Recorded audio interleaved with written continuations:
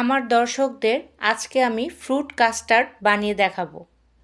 খুব সহজ করে দেখিয়েছি, এর চেয়ে সহজ রেসিপি হয় না। কথা না বাড়িয়ে শুরু করি রেসিপি।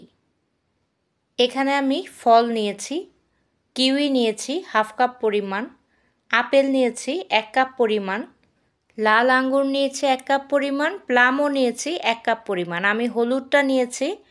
একটি কলাকে আমি স্লাইস করে কেটে নিয়েছি। কিউই আর প্লাম বেশিরভাগই টক হয়, আপনারা মিষ্টিটা নেওয়ার চেষ্টা করবেন। তারপর নিয়েছি আনার, এটা নিয়েছে হাফ কাপ পরিমাণ। 1/3 কাপ পরিমাণ লিকুইড দুধ নিয়েছি, ঠান্ডা তরল দুধ। এর মধ্যে দিয়ে দিচ্ছি 2 টেবিল চামচ পরিমাণ কাস্টার্ড পাউডার। আমি যেই কাস্টার্ড পাউডারটা ইউজ করি এটার মধ্যে চিনি আছে, আইসিং সুগার যেটা, তাই চিনিটা কম ব্যবহার করব। 1 কেজি পরিমাণ দুধ বসিয়ে দিয়েছি প্যানে, আর দিয়ে দিচ্ছি 1/4 কাপ পরিমাণ চিনি।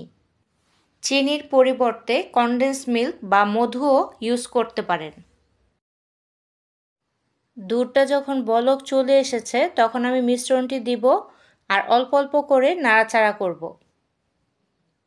আমি খুব বেশি ঠিক করব না, একটু পাতলা করব।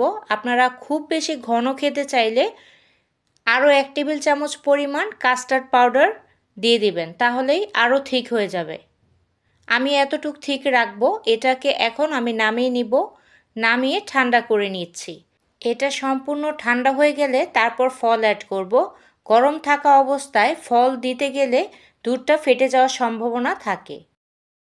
একটু একটু করে ফল আমি রাখবো উপরে গার্নিশের জন্য। সবগুলো দিয়ে মিশিয়ে নিচ্ছি। এটা বানিয়ে ফ্রিজে রেখে তারপর পরিবেশন করবেন, তাহলে টেস্টটা ভালো পাবেন। প্রত্যেকটা ফল আমি দিয়ে দিচ্ছি। আমার বাসায় যে ফল ছিল সেগুলো নিয়েছে, আপনাদের ঘরে যেই ফল থাকে সেগুলো ইউজ করবেন। আর আমের দিনে তো আম দিলে কথাই নেই। তো আমার বাসায় যেই ফলগুলো ছিল সেগুলো দিয়ে আমি বানিয়ে নিয়েছি। এটা যে কোনো ফল দিয়ে বানানো যায়। আনারটা উপর থেকে দিয়ে দিলাম, এটাও এখন মিশিয়ে নিচ্ছি।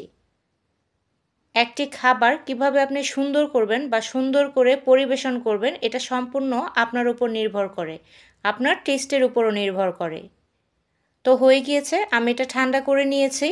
দেখেই বুঝতে পারছেন কতটা লোভনীয় লাগছে আর কতটা সুন্দর লাগছে, মাশাআল্লাহ। আমি তো আমার দর্শকদের সবসময় খেয়ে দেখাই, আজকেও আমি খেয়ে আপনাদের দেখাচ্ছি। আমার এই ফ্রুট কাস্টার্ডটা ভীষণ প্রিয়। আমি আগে থেকেই যখনই বাসায় ফল থাকে আমি চটজলদি এটা বানিয়ে খাই। তো ভালো থাকবেন সবাই। আজ এ পর্যন্তই, আবারও আসবো অন্য কোনো নতুন রেসিপি নিয়ে। আল্লাহ হাফিজ।